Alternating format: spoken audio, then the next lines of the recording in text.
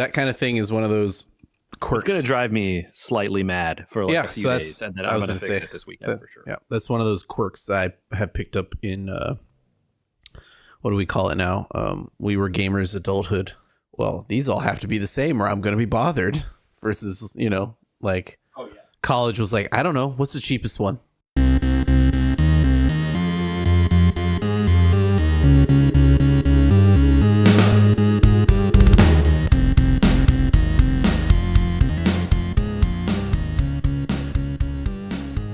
In case there's no reason to talk about it later, I finally stabilized the controller version of Yanlong. Nice. The grind begins. So, here's what I'll tell you. I haven't grinded any of the arena champions really. You just put them in the hunt team, man. Like, are there so many 5 stars that you're filling up hunts with that, like, I think I still have 12 5 stars that need to get through hunts. Okay. I wouldn't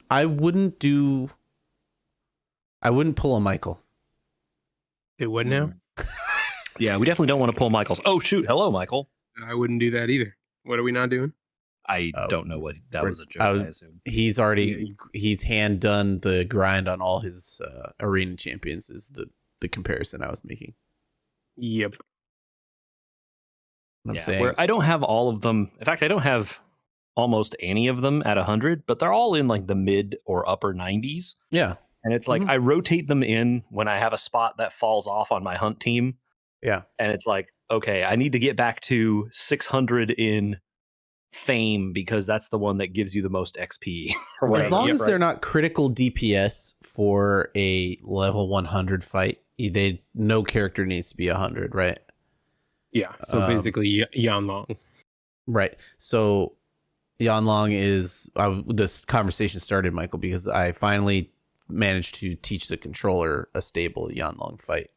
Okay. Your Bargello change out allowed me to put more HP items on A2. Yep. And that keeps her alive through his double hit of her every time. Bargello the GOAT, man. Yep. So now I have a... Dude, Idea is critical to this one. Can you believe that? And she doesn't even use a sword skill. She has a really good light skill, actually. She does have a really good light skill. Yep. Yeah, I had her on some of my Barricane teams while I was trying to figure that one out because her like 4-hit light is like it's good enough sometimes, Is it 3-hit or 4-hit? I can't remember. I think it depends on the number of boosts, right? So if you have a max boost, you get 4, and then I think it's 4 on max boost. Yeah. Yeah, but then eventually later I got Ophelia, and I was like, actually, just this one instead. Yeah. Idea, yeah, replaced. Yeah, with a fortune weapon and A1, she can hit pretty hard. I had to use awakening shards to stabilize this and give Richard A1 for speed and damage. But I feel like as awakening shards go, that's not a bad one to have spent on. He's going to be relevant a long time, so. Yeah, although for the long haul, I think you also want his U10. Oh. I have a feeling I will be pulling more memory travelers at some point, and given my luck, I'd probably pull him also over the featured banner. Also that. All right, well, welcome to We Were Gamers 388. I'm JJ. Hey. That's Andy over there saying hey, and Michael is here. Hello. Hey, how you doing? We're doing pretty good. We don't do preparation around here, so it's best that way. Okay. So I just want to be like, hey, what have you guys been up to this week? We talked a little bit about COTC here at the top. That folks that don't need that can just skip right ahead. Yeah. And we'll talk about some other stuff this week. I know this is kind of weird, but I played video games this weekend. Me too. Oh my god. I snuck in 2 games. I snuck them in. Did we hit the trifecta? Is that not mark this one down like the chance that all 3 members of this podcast played video games in the same week? Already somewhat surprising. It is already, yeah. But Michael, I want to hear what you did. What'd you get up to? I managed to get in some more Super Mario Wonder. Oh, sick. blast from so I'm, 2023. I'm well The on ancient past. The distant past. It's a dim memory at this point. It's getting to be. Have you ever been just completely mentally exhausted on a Monday? I thought you were going to do that meme of like, have you ever been so far as to what look like or whatever that is? Yeah. But yeah, I like the I know the what you mean. memes. Mondays are tough sometimes. I like that we're of an age now that we're getting to the memes of like this. It's actually closer to X year in Back to the Future than it was to Back in the Future. You know, that kind of thing. Oh yeah, yeah. Like when he goes to the future in the second one, it's like, oh, we're closer to that date than we are to. I mean, we're beyond that date, well beyond that date at this point. Right, but it's like, what is it? We're closer to that date than we were to, like, the movie coming out when we were little. You know what I mean? Like those kind of comparisons are like all over the place. I mean, like, here's the one: the XKCD comic that pointed out all of those, like, you're this much time away from famous event and thing that you think. That comic is now like 10 years old or more. Or the one that hit me the other day was like, I'm older than the parents from Home Alone. Oh wow, yeah, dang. Yeah, like, ooh, okay. I think. Pretty sure. And somehow they had 8 kids. That house in Chicago. Yeah. Oh no, like a job that they could take all of them to Paris or whatever. Yeah. Yep. Crazy, right? I had a good, I had a good old man moment at the end of last week and throughout the weekend that I'll share with you guys. I was in the lab at the end of last week working with a couple of the technicians, taking some parts apart at work, and we'd gotten there early to get a jump start on it and finished sooner than we thought that we would. And one of the technicians, when we got to the end, looked at his watch and he says, it's like the frog says, time's fun when you're having flies. Oh no. And I found myself chuckling at that all weekend long, and I was like, yeah, this is an old man joke, and it's squarely in my wheelhouse. Michael, you can use it as a literal dad joke. There we go. Yeah. Or add it to the repertoire. Oh man. I managed to step on your gaming news with my I'm exhausted on a Monday. No, you're good. So I've been I'm making my way through World 4. I believe there are 7 if you count the special levels. And it's still good. One thing that I did I saw pointed out not too long ago about the game, and I've thought about it in the times that I have played it since seeing it. This game departs from the typical 2D Mario formula in that they did away with the level timer. Oh, like in any form? Because some of them have taken away like direct timing, if I remember correctly. Yeah, so there are occasional timers, but they're usually tied to things. So you'll get an item and you have to reach a certain point in the level before the timer counts down. But there's no more global level timer in every level. So it'd be like you hit a block and it changes another block for a certain amount of time until it switches back or something, and you got to get up there or whatever. Right, or you grab one of the wonder stars that changes the level around, and there's a timer associated with this one. So you have to find the seed before the timer runs out. JJ, you played Mario Maker and I never did. Did Mario Maker allow you to non-time levels? I don't know if it allowed non-time, but it allowed you to adjust the timer. Definitely to, I think, up to like 999. So really unique. Effectively non-timed, but not non-timed, right? If you have like a really tricky puzzle or you're really stuck or something, then yeah, you could just be sitting there and then run out of time. So that's cool. I like it. I like it. Probably a smart change. Yeah, because all of the levels have the same collectibles in them, Mario style, right? There are 3 giant purple coins in every level, and knowing that you have to collect them it promotes you exploring the level, right? Like, what if I poke around over here or try this row of 12 pipes to see which one I can go down, rather than I have to beat the timer to get to the end and then I'll come back and hunt, right? Yeah, it definitely takes one kind of pointless pressure point away, right? For sure. Yeah. Especially if you're like, oh shoot, I need to pause and go do something. You can just set the controller down and leave, and it's fine, right? Yeah, you'll still be right where you left it when you come back. That's a smart change. I assume the change is geared towards kids, but it's probably also kind of nice for adults. Oh, absolutely. And it also means that when you do introduce the timer, you can do clever things with it. Yeah, make it actually matter, right? It's like, oh, well, we don't know how long it'll take someone to do this level, so we set it at like 400. But when you collect this item to get to this other point, we can be pretty sure it's going to take you 30 seconds, and then they can dial it in that way. That's cool. So you've done World 4 now, out of what you said, 7? Yeah, I'm 2/3 of the way through World 4, so it's still going well.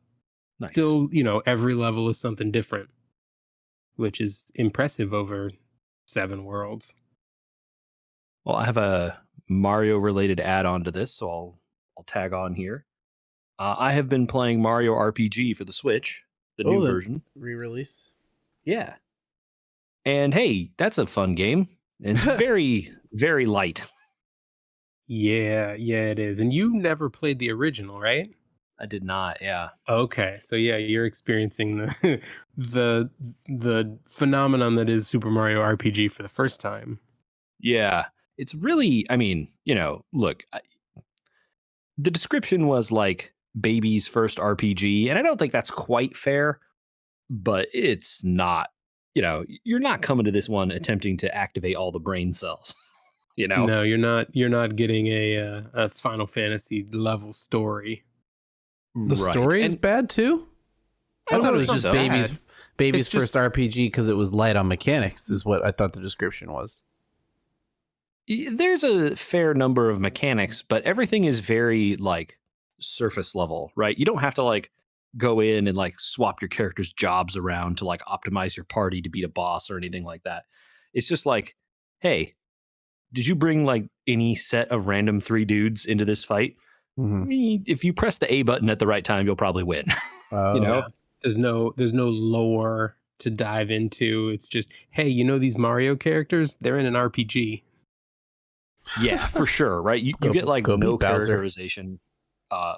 Funny that you say that. Bowser and actually gets more characterization than like Mario does. Yeah. And Peach too, actually. Bowser and Geno in this game. Yeah, Geno gets quite a bit.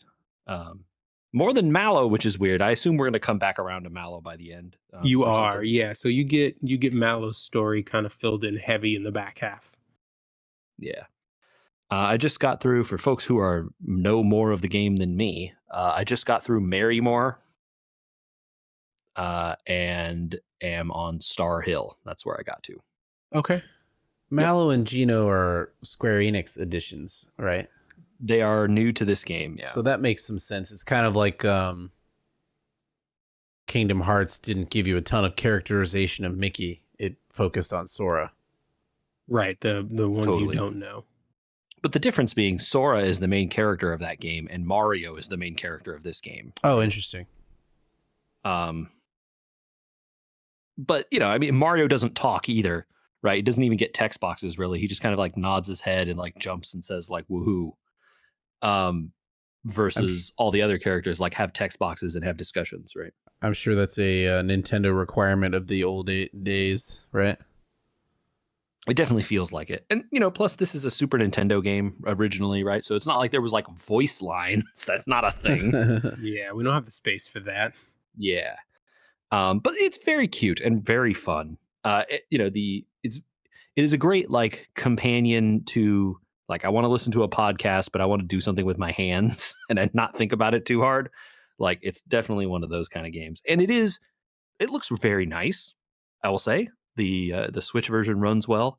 And the apparently these like new triple attacks that they added get like cinematic cutscenes, which is kind of wild. They look very cool. So they've added a new system in this game with like a meter that builds up during battle that basically gives you another incentivized reason to do the like Mario and Luigi style active press the button during the attacks in combat.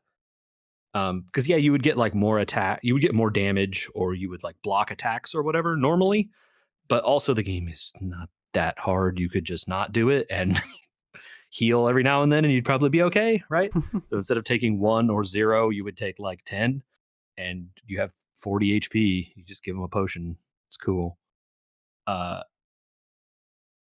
So instead, they incentivize you with this new gauge. And when it hits to 100, you can press one of the buttons and unleash a triple attack or triple thing that varies based on the people you have in your party. Limit break light. Totally. That's totally it, Andrew. 100%. And it varies based on who you have. So like, you only get 3 party members at a time, but you have more that you can swap in. And I just got Peach in the party now. And so, there's a whole bunch of like, well, if I have Geno Bowser and Mario, or if I have Mario, Mallow, and Geno, and like all those combinations, have That's interesting. Fun. It makes me want to try them out, just so that I can see all the weird attacks. Yeah. It's like when you changed your weapons in FF8. Like, what's the limit break if I change it to this? Yeah. Oh, this one has like a double trigger pull when I do the thing. Oh, okay. Yeah. Exactly. And I think I mentioned this before when I talked about starting this game, but it was definitely a like, oh, it's interesting. It's also like, again, I don't want to be demeaning when I say that it's baby's first RPG, but it is like a beginner level RPG because the numbers are also low. It's like you have 30 HP. It actually might be harder nowadays to do something like that. Yeah. You don't have 300 HP. You don't have 3,000 HP. You don't do 100 damage. You do 10, Yeah. So that stuff is interesting, or, unique, I guess, in a way. Not interesting necessarily. But yeah, it's been really fun. I've been enjoying going through that and, just kind of like something to do on the side a little bit. I can't believe I'm about to say this, but we managed to 7 years into the lifespan of this thing pull off a 1-2-3 switch weekend. Oh, how did we do that? Squirrel finds a nut every once in a while. I guess so. Yeah. For the second week in a row, they added new content to Smash after 7 years or 6 years, probably for Smash. So they have limited timed events. So I was on my Switch this weekend as well, fighting some walkover, I would say, candidates in the Spirit Board to keep my game up to date. One of which was like a Hades character that I added to my roster. That's cool. Okay. They're like the side spirits, not the main roster, right? Sure. The upgrades for the game. But boy, was I rusty. And I convinced myself I wasn't rusty, and it was just because I was trying to use Sora, and I haven't played that much since Sora was added to the game. So, okay, bud. Yeah, we believe you. Yeah. Sure, Grandpa. Yeah. Have you tried to play Smash against your kids yet? I can still beat the kids at Smash, not just my kids, but kids that think they're good at games. Just because I have that many years of experience. Yeah, for now, right? Yeah, sure. The slowdown hasn't happened yet. Okay. Do you have to pull out your mains, or can you just use whatever? Ooh, that's a good question. Are we at that level? I could probably do it with like half the roster. Okay. I would be worried about picking a slow character and still being able to do it.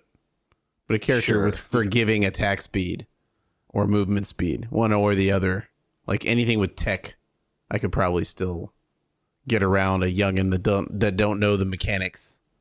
Right. But if you're all of a sudden you're playing Ganondorf or Donkey Kong, it's kind of tough. I would not play a Donkey Kong these days.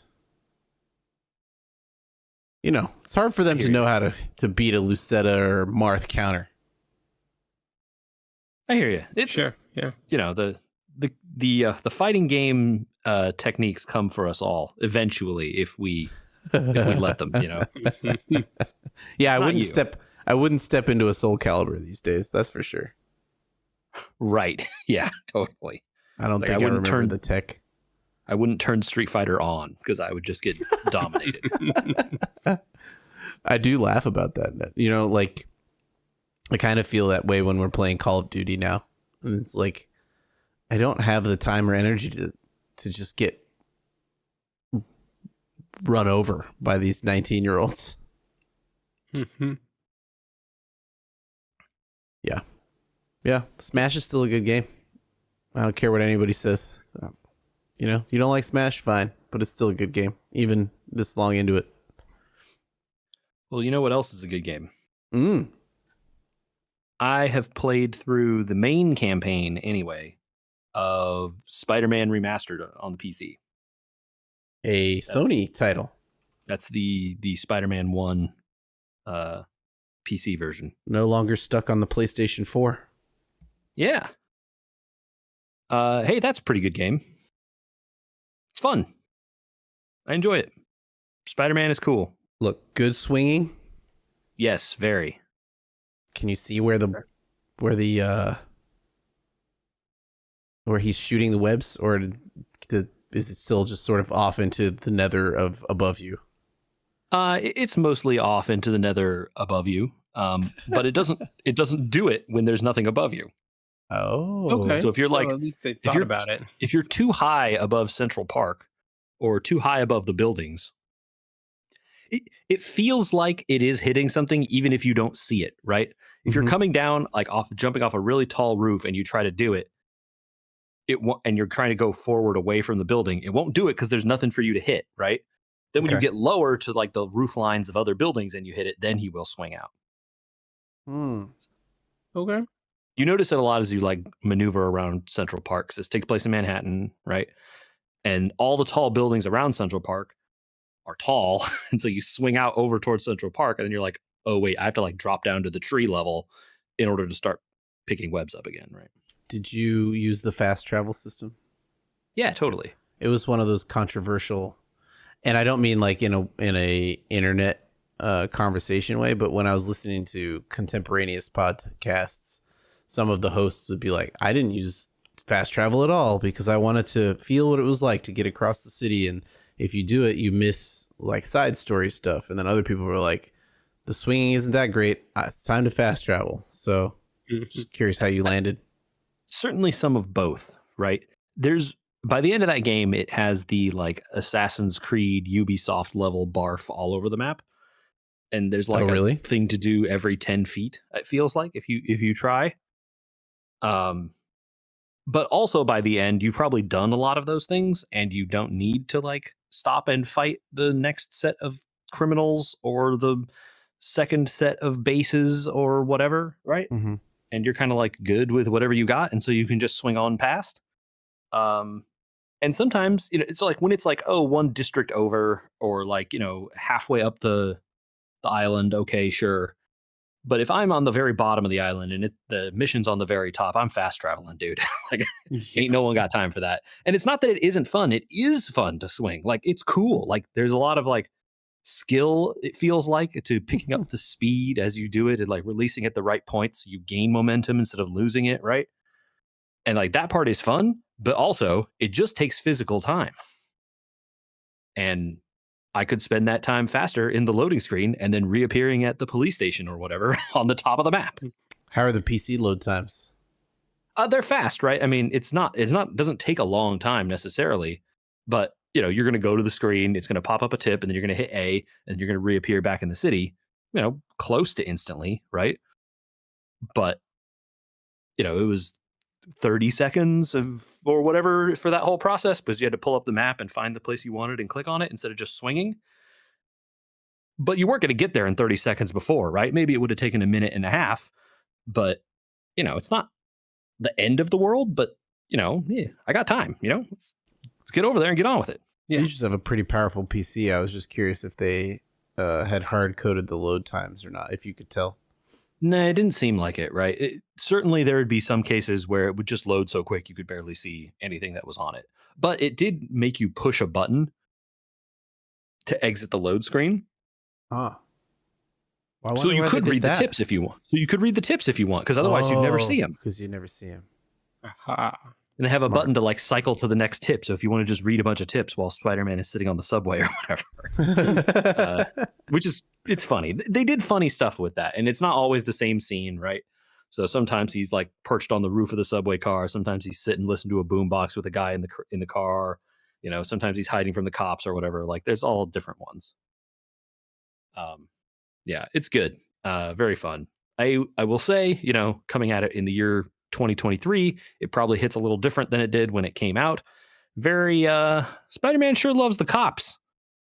It's I don't think they would make it that way. They had that choice and they did it. I wonder what they did in the next one. Yeah. Yep. Yeah, who knows? It certainly could be different in terms of what they did in Spider-Man 2. Having not played that one, not being out on PC, I do not know. Well, hopefully soon. They released, I don't know, Michael, if you've already bought it or not, but they released that other one that was stuck on the PlayStation. You're talking about Horizon Forbidden West. That's the other one. The one that I am sitting here staring at the pre-order button for as we speak. Yeah, I was going to say it's not out. It's still just on pre-order. Oh. Yeah, you can pre-order it. That's disappointing. Sorry about that. March 21st. It's coming. So that's a ways. Well, but they just announced that like 4 days ago that it had a date. So okay. It went from "is it coming at all?" to now it's coming in 3 months, right? I think the nice thing about it, I still probably stand by the fact that you shouldn't pre-order a game, but the nice thing about it is it sounds like the quality of these games has been high in terms of its you don't need to worry too much about like trying to play it the first week.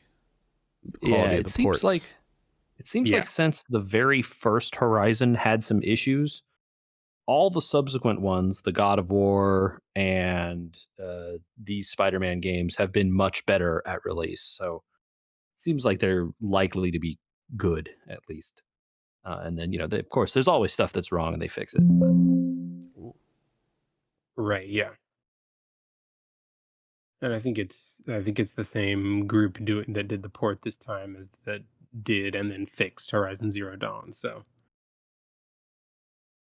always nice. Yeah, nice. So I'm making my way through the DLC on that one now, because they have, you know, Remastered gives you the DLC for free. It's enough for you to want to do that, huh? Yeah, and the DLC is a different story, so like that's cool, right? It's like you fight various villains. It's Spider-Man. It's not like you just fight one guy, right? You have a whole host of guys. You know, like no one is carrying the entire game on Electro, right? That's not. He's not the primary antagonist of a. They carried a whole movie on Electro. Did they? I guess you're right.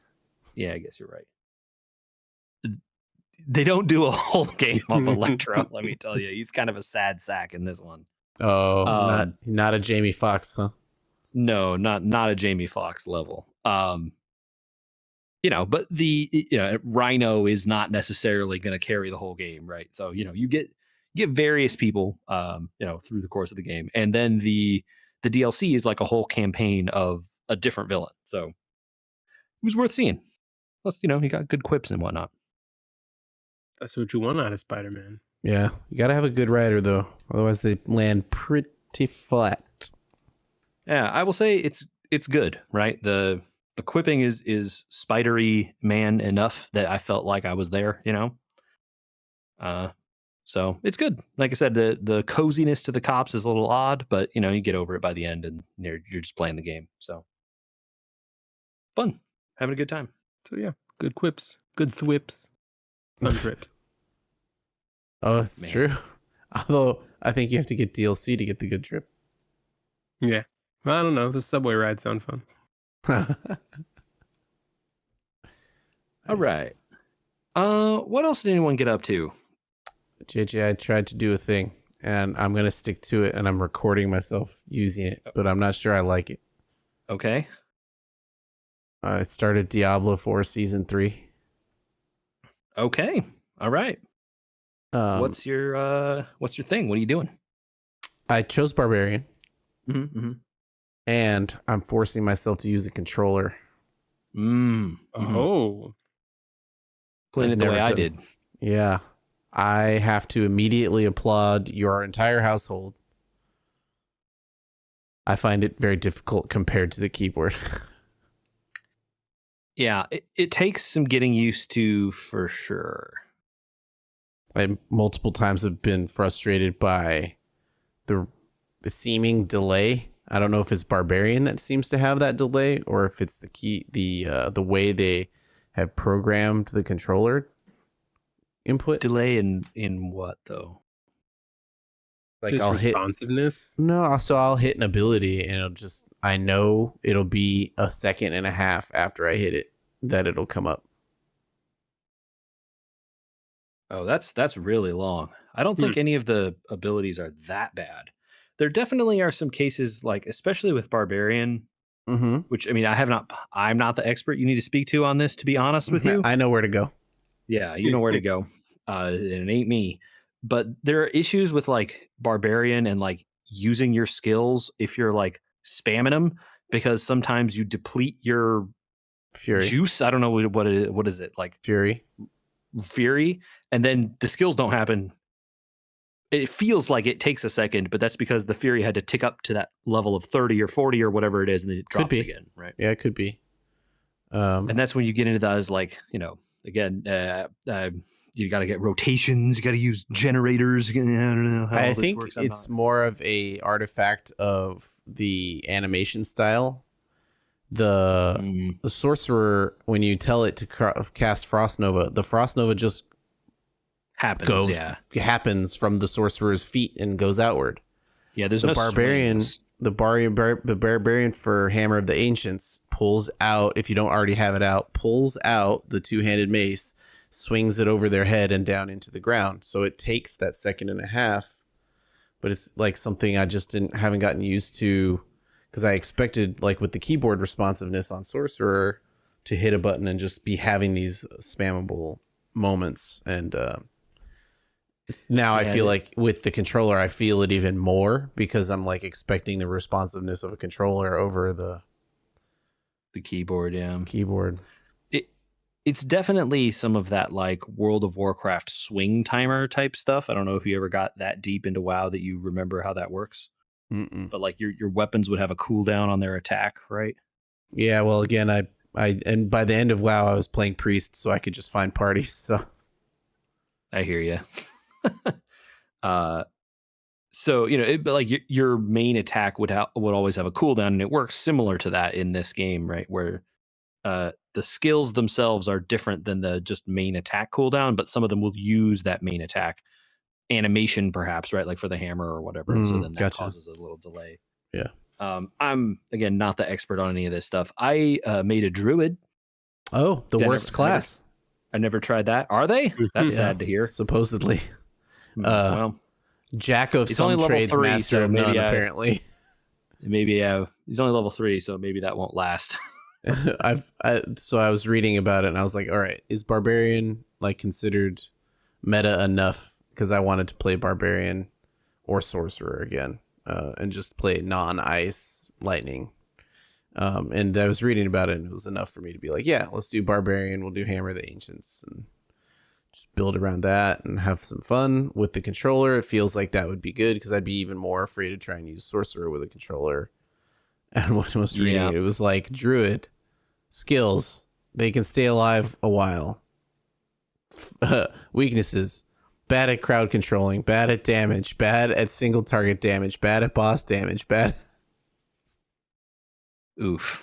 Yeah, it sounds like they need a little buff patch on that druid. Although, maybe, sometimes it doesn't matter, right? Like if you're just gonna play the season and you don't care about hitting the end game content, who cares? Yeah, and like I said, I did it for one night. I only got to level 3. I barely did anything at all, right? Yeah, but I think I'm about No, I can't be 15 yet because I haven't unlocked the weapon specialization unlock thing yet. But okay. Yeah, it's weird. So like with Barbarian, you use weapons and then you gain like old school weapon specialization points, like D&D style. Like I use two-handed weapons. I gain skill with two-handed weapons. Oh, okay. Interesting. That's And like then, a very different. Yeah. And then I guess later on you assign weapon types. Like those specializations, you assign them to abilities. Whoa. So like, okay, now every time I use Hammer of the Ancients, I'm going to use my two-handed mace for it. Oh. And that gives me XYZ bonus based on how often I use two-handed maces. I guess that's an interesting way to customize it so that like, oh, well, I want to use a sword for this one, but I want a mace for this one versus I want this other specific weapon over here. Yeah. And the That's Barbarian can carry essentially 3 weapon types, right? Because you can have your 2 single-handeds and then you have 2 two-handeds you can carry. Okay. So, they give you some options there. Yeah. I guess that's the replacement for the like sorcerer enchantment slots effectively, right? Where you get like bonus effects based on the skills you pick. Yeah, very similar. Okay. Cool. I enjoyed the Necro version of that stuff last season. But I always wanted to do the minion builds, and the minion builds are always terrible. Because like I want to have like 500 little skeletons running around and do all the work, you know? Mm-hmm. Well, you kind of get that now with the Seneschal. You got your little Seneschal running around you can upgrade, you know? Yeah, so that'll have to be my see if I could step into that and do some Diablo this season. I'm sure I'll play some. It'll just be a matter of like, you know, how much do I get? You never played Diablo, Michael, right? I never did. Oh, okay. This season is a throwback to D3 with Zoltan Cool. So if you had done that, it would be kind of like a blast from the past kind of thing. Oh, that's fun for the people in the know.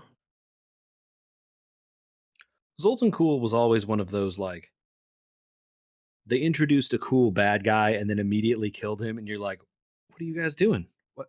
Yeah. Why? Like, Why'd you do this?" Yeah, I was never afraid of him because I just murderized him inside of half a chapter in this game. But apparently, he's supposed to have been cool, you know? And then now I guess D4, they're like, what if we found out why he was cool? It's like, oh, his secret lairs that were cool, and then he gave up to go do that other thing that you saw that he did and then died.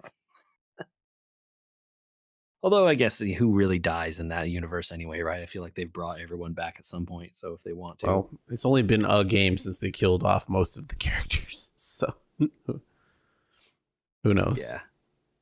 Some of them might not actually be dead, even though I don't know, whatever. Yeah, totally. No, you're right. Like 1,000%, right? Like they're just missing. Maybe I don't know where he went. And then in the last game, we haven't seen him in a while. We kind of saw him die, maybe, or like ascend, or like not. I don't know.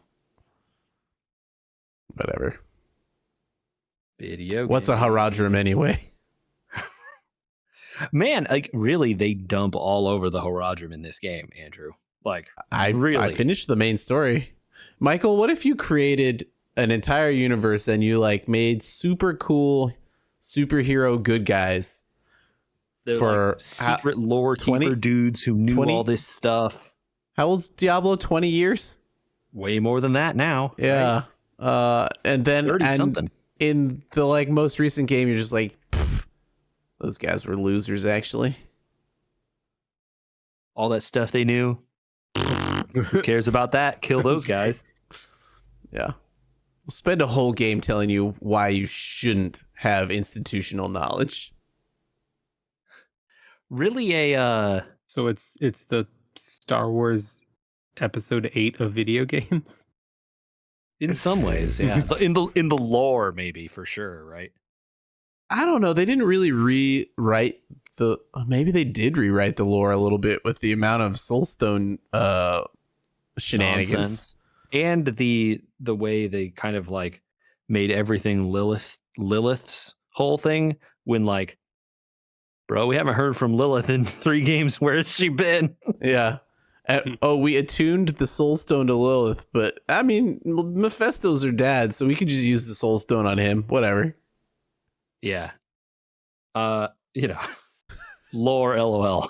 Right. Again, we killed all the people that knew stuff, so no big deal. And the other people that did know stuff, it was too dangerous, so it killed them in the attempt. Yeah. See what you get for trying. Mm-hmm. Real commentary on the state of Blizzard these days, which is a great segue because Activision Blizzard, you guys.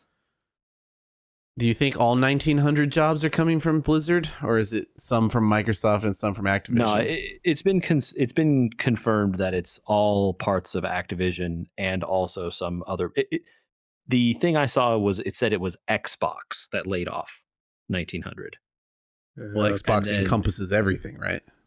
Yes, so it did hit Activision and Blizzard to some degree. Unclear like exactly what level of degree, or maybe it's more clear now and I just didn't look. But it did also hit non-zero numbers of people in other studios. I think this is a sad story, and there's probably a lot to say about it, but one fun thing did come up in the news just like this afternoon. Did you see they have something called Keyring at Blizzard? Okay, no. No, Okay. I didn't see this either. So it's an internal benefits website, and it keeps codes, and they used to reward people with codes. So it's like, hey, thanks for working 70 extra hours this month. Have a free month of game time. It's like, okay, great, wonderful. Game time he's talking about here specifically. WoW game time, or like, here's a bunch of cash to use in Heroes of the Storm. Okay.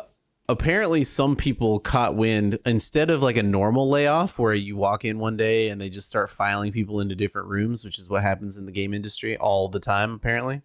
It happens in every industry. This is how this works now. If you're going to be fired, like you walk in the door, or maybe you're not even able to walk in the door. Yeah. Right. Yeah. Or they lock you out of email and your computer instantly and as fast as possible. I guess it didn't work that way this time. Some people caught wind that there were layoffs happening in waves over the course of the day, and some people just assumed they're just going to lay me off. I know it in advance.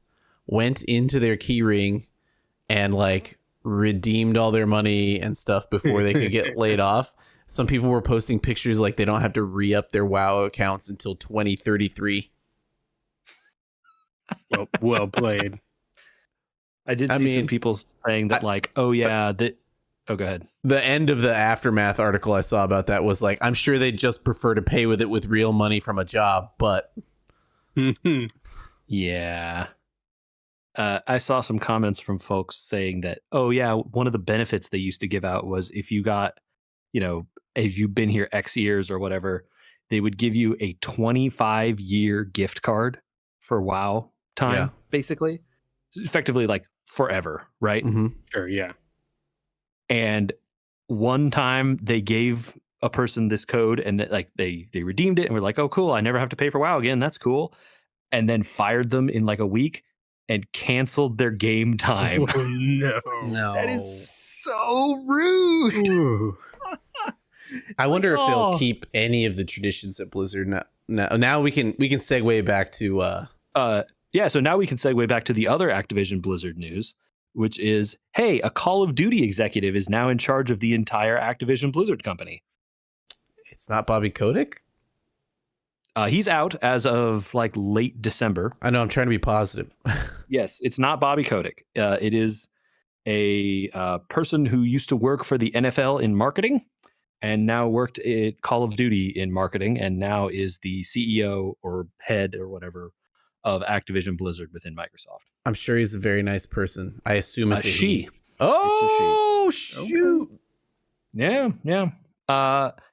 Look, I have no idea if this person is any good or any bad at their job. I have no idea if they're respected or whatever, but this is the first time that Blizzard will be overseen by an Activision person. I would also point out, I was going to point this out anyway. I think that you gain an automatic 5 points of probably going to be a better leader by being a female that didn't start in the gaming industry. So we've got that going for us.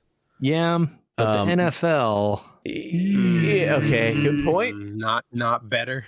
Yeah, My maybe. original point was going to be someone from marketing from the NFL is probably not going to keep the, you're not going to get a sword for your tenure at Blizzard anymore, is all I'm saying. Right. Yeah, totally. I would be very surprised if those sorts of traditions continue. I think it's pretty clear Blizzard culture was already like in trouble. It's not like this person's going to do any worse. Right. This is why I don't want to make it sound like it's doom and gloom. Like that ship has been sinking for a while, and maybe this person is going to right the boat. Like they have an equally as good chance as anyone else. I'm sure. The BlizzCon fiasco with the hotel, and how that went, and that was them running the ship over the rocks. Like they ripped the entire bottom off that oil tanker. Yeah. So it's like I'm saying, like they couldn't do worse. So maybe this person is well liked and will do great things, and they'll come out a better company for it. Maybe. Yeah. There is that chance. I mean, clearly I don't know enough because I was assuming they would just pull a man. And hey, I mean, maybe this person will cause Blizzard to ship games once in a while. That's the thing that Call of Duty does. What type of Blizzard has not been doing. What type of games you want them to ship? Because I have a feeling there's going to be some Blizzard employees working on some King games, if you know what I mean. Oh, yeah. I mean, hey, do you know what Blizzard does still ship relatively frequently? Hearthstone updates and Diablo Immortal. Still going. That's surprising. Yeah. So, I wouldn't. Okay, we should probably just say the name is Johanna Ferries. I'm glad you looked it up because I hadn't looked it up. I didn't know the person's name. Yeah, I mean, cannot possibly, could literally do nothing and would do better than Mike Ibarra and Bobby Kotick. So, yep.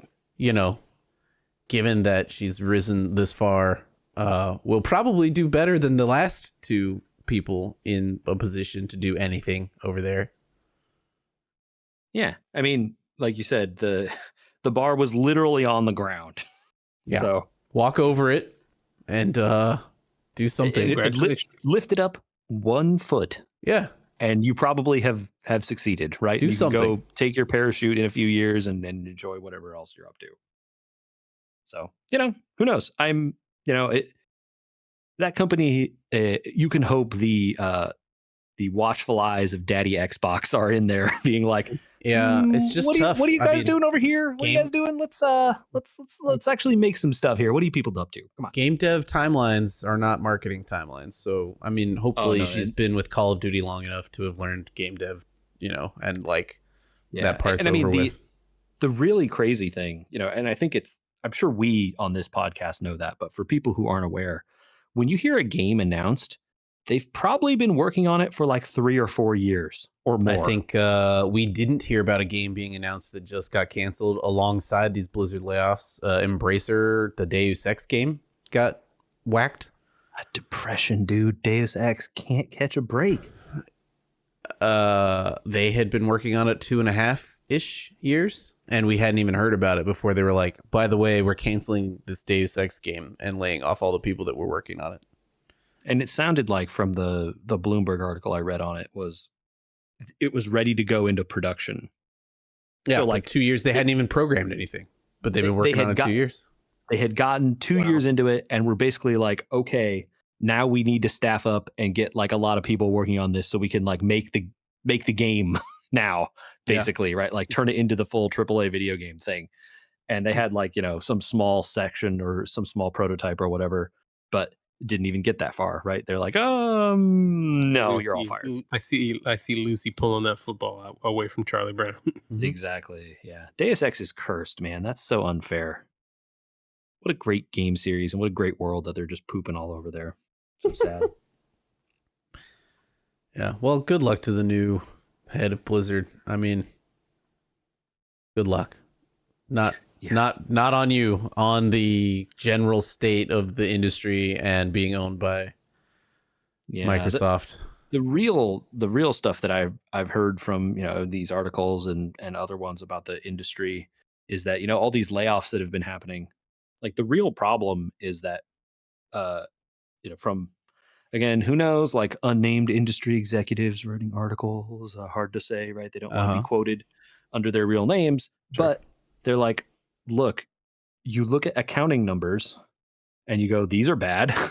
And you look at the state of the industry and like what you were projecting in order for these people to, stay employed and to continue your studio and stuff. And you're like, well, these two things don't work out.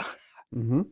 The fastest and easiest thing to do is to cut people, right? Sure. Yeah, you can The next change the thing balance is- sheet tomorrow. The next thing is a bunch of those studios ain't going to make it, man. And that's he's like, the other shoe that's going to drop is a bunch of these like middle and smaller sized companies are just going to go under. So obviously there's been the change in borrowing rates, right? Like the prime rate is very high. It's hard for people to just like conglomerates to sit on money anymore. Mm-hmm. If you're burning cash, you can't replace it at a rate that you can afford. What has changed though? Because at a certain point in 2020 to 2023, we were talking about how there weren't enough people to work.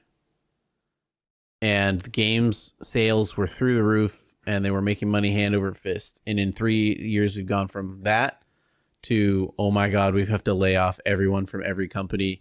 And honestly, I mean, I'm not going to say I have sources, but I definitely know people that work at companies, multiple companies of multiple different sizes. And I asked them in 2023 when the layoffs started if this was isolated or if it was going to be an industry thing. And they all said it was isolated. And now it's very clearly an industry thing. So the game industry article that I read about this, gamesindustry.biz is the one that I'm talking about, website. I guess I'll shout them out. The person was basically saying the reason this has happened is, games are sort of built and are created and spec'd out based on projections of where you think the market will be, right?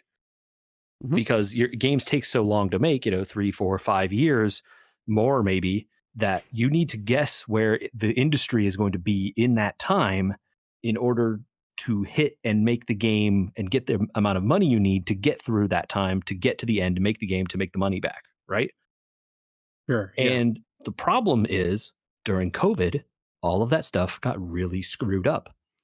But not just because people don't want to work or they couldn't hire enough people or whatever. The amount and the metrics and the things that people used to make those measurements went through the roof because people were playing tons of games during COVID. Mm-hmm. And so you look at those things and you're like, oh, well, the projection then is up at this level. But then after COVID ended, people didn't continue playing games at that rate. Right. And even if you ignore the spike that COVID gave, right, if you say, oh, well, these were outliers, let's ignore these, the rate had declined or started to level off. Right. And so then that presents a different picture, business wise, forecast wise, money wise, to these people trying to make and fund these games, specifically the people trying to fund them. Right. And so the issue is now that venture capital investors, people like that are coming in and giving large sums of money to these groups, to have them work for 3, 4, 5 years in order to get the game complete, are like, yeah, but we don't want to invest in this kind of like game risky thing over here. What if I give this to the Call of Duty people, right? Mm-hmm. And well, now you end up in a place where studios have to lay a bunch of people off. This was I don't want to claim that I think this is the ramblings of some people in this article, but it made a lot of sense to me in terms of at least the business side of the business case for it. Now, you could also say, Mr. Executive, is this you screwing up and not noticing that there was a trend, or and you mistook the rising tsunami for just generally the water level being high? Or did you invest $20 million in crypto? I'm sure that some of those things are related, right? Yeah. Oh, it's definitely going to be NFTs. We got to put 100 million into NFT. Uh-oh. Ooh. All my AI money. Oh, yeah. But, it's totally all of those things, right? It's like the finance people and the the people, with money that are trying to fund new studios and create new things are more risk averse because, like you said, the prime rate is higher. It's expensive to get money. It's expensive to, so you want a surer bet, you want a bigger return, and it makes it hard to, do these sorts of things, right? Where does it all shake out? No idea, right? Of course. But there are, and like I said, of course, the people who get hurt are the ones like actually doing the work, making the game, not the executives who make the total boneheaded moves and invest in crypto or chase NFTs or hire 10,000 people because people during COVID played a bunch of games. I think it's crazy. Those people are the ones that don't get in trouble.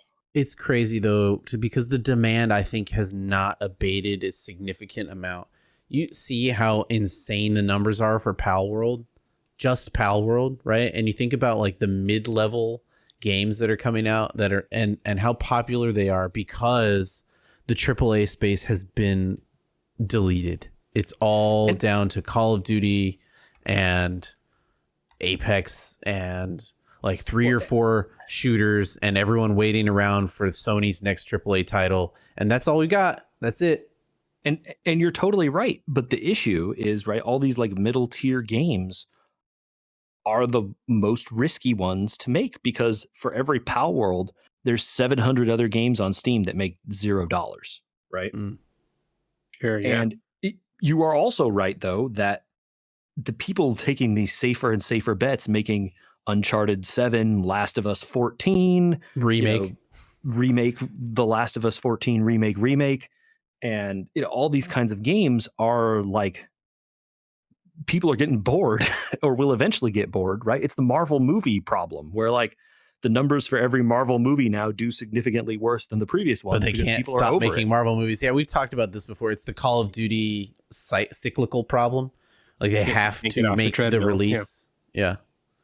And people, and you see something like Pal World come out, right? And you're like, people were actually hungry for this interesting innovation, even if it's derivative or whatever. It's at least different, demonstrably so, right? And people are like, awesome. Like, yes, I wanted something like this, something different, right? Mm-hmm. And, you unfortunately, like, just like in the mobile app world, it's kind of like get rich and, get spin the wheel and get lucky. And then sometimes you get rich, right? Mm-hmm. Fair enough. Well, that's depressing. Sorry. No. I don't think so. I mean, how could we talk about playing Diablo 4 and not talk about what's happening at Blizzard? I mean, some of it, Microsoft needs to realign. They own a ton of stuff now, and I can't imagine how they wouldn't have finished their merger and said, hey, a lot of this upper management needs to go, and hey, none of you have done anything to fix the problems at the biggest thing we bought, right? Like it's two huge companies we bought and like they're broken. We need to make changes and put somebody in charge that's going to fix this. Yeah. That was inevitable. Layoffs were inevitable, but like the massive by the way, it scale, was a merger, right? And like, have you heard of in the last 50 years a merger that doesn't result in a bunch of layoffs afterwards? Yeah. No, it's not a thing. That's not a thing. They always lay a bunch of people off, right? So, yeah, no. I mean, that one alone, I mean, still, you got to talk about it. I mean, and good comes out of there, right? Like sincere good wishes that a person that is somewhat of an outsider, right, got trained on other things, is not the old boys club at Activision. I mean, hey, let's talk about good stuff that Microsoft showed recently. They are making an Indiana Jones game, and it looks like maybe it's good. I watched that preview for it. It looks like it's got some promise. If I use my rule of things I've seen, like when I look at movies instead of the trailers, I would assume it's going to be good. It looks like there's care in that game. It's a new story, right? So good. They didn't attempt to like do a movie version of one of the movies. That's the first good sign. Yep. They talk about it taking place between Raiders and the Last Crusade specifically. Yeah. Yep. Which means you got Nazis. Yep. Which is the thing that Indiana Jones needs, I think, demonstrably. And they showed some footage from it, and it looked pretty good. I mean, look, it's not Harrison Ford, but it doesn't not sound like young Harrison Ford. Do you remember what young Harrison Ford sounds like actually anyway, right? Not really. So, hey. I don't know. Look, the model looks good. The people that are making it made those Wolfenstein games that were well received a decade ago or whatever, however long ago. Yeah. First person whipping, man. First person whipping. They showed it. Yeah. So, hey, some good stuff can come out still, It's an old idea, it sounds like, that's been kicked around for quite a while. So maybe it's just had time to marinate enough.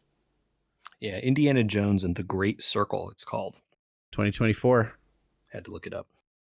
It'd be on Game Pass, you guys. It will be on Game Pass, Microsoft, right? Mm-hmm. Yeah. The great crossover has begun. Microsoft and Disney are now collaborating on a game. Is this Disney? I guess it is. It's Lucasfilm. Yeah, I guess you're right. Because LucasArts was absorbed into Lucasfilm, and Lucasfilm is parented by Disney.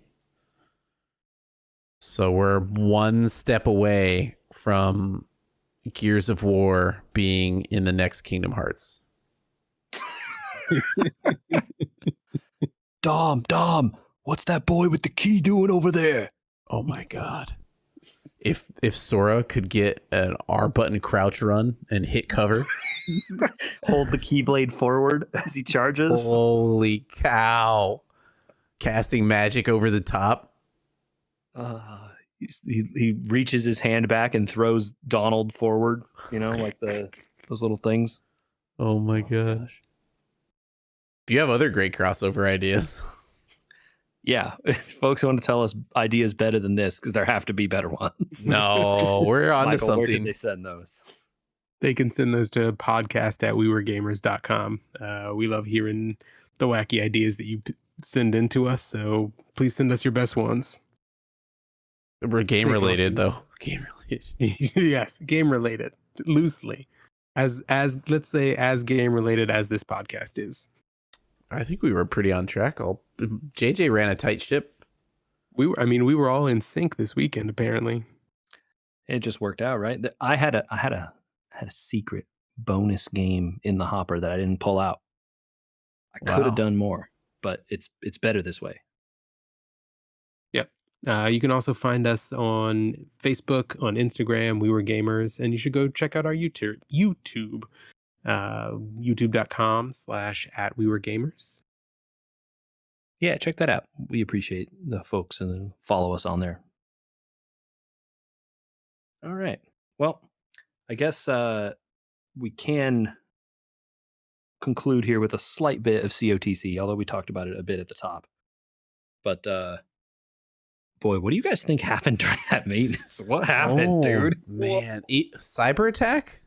Maybe, yeah. I don't know. It sounded like some people, they broke something on one of the servers and some people couldn't log in as a result, and they shut it all down to fix it. And I don't know if they underestimated it or they thought it was fixed and just it was really broken because they brought it back up and then had to really shut it down the second time. Almost a day. Yeah. And it wasn't just COTC. It took down four or five different games that staggered their way back up. That doesn't sound like a login issue just for COTC then. It sounds like a back end, the games aren't connected to the Square Enix save files or something, Something server side went really sideways. Yeah, some IT person got a rude phone call and was like, fix this. Well, so in the deluge of Reddit and Discord messages that were just completely batshit. I'm sorry to use bad language, but like people lose their minds over stuff like this. The one thing I did hear that made a little sense was maybe like the server had like a problem in Japan that needed fixing and they needed time to like coordinate. Yeah, I think the JP version went down for a while too. So you can imagine, I mean, if you have a problem. It did also sound like the JP version came up before the EN version again. So that would lead to your theory, Andrew, that like they needed the JP dev team to look at something. Yeah, it's possible. This is one of the more reasonable things I was that I read briefly after, deciding I was going to stop reading what people were posting because it's just ridiculous. But the game went down for a little while. It was kind of crazy. It was nice that it wasn't some sort of weird cyber attack, though, I guess. Yeah, weird that also the bugs aren't getting quashed quickly, because those are kind of big. Yeah, it's a significant bug that, like, oh, by the way, this new thing we added just doesn't work, like, and actually actively harms you. So don't do it. And 5 days in is still broken. I wonder if it's like broken in such a way that they would have to like update, like actually push an update to the app, and it's not just something they can fix on their end, which then means they have to like go through the store approvals and all that stuff. Yeah, patch it in. I saw someone who is a dev themselves on a different game saying that, just speculating based on their own experiences, that fixing the problem itself might not be the delay, that the delay might be in figuring out how to properly compensate people and push that compensation. Yeah, because I bet it's tough to figure out if it happened to you, right? Yeah, because you have all sorts of potential like underflow issues that you're dealing with. If it's it's wiping out guide stones, but if you're low on them anyway, you have to deal. How do you deal with less than 0 guide stones? Oh yeah, weird. I have 2 million guide stones all of a sudden. Hooray! Spend them quick. Yeah, I'm sure their stuff is checked a little better than that.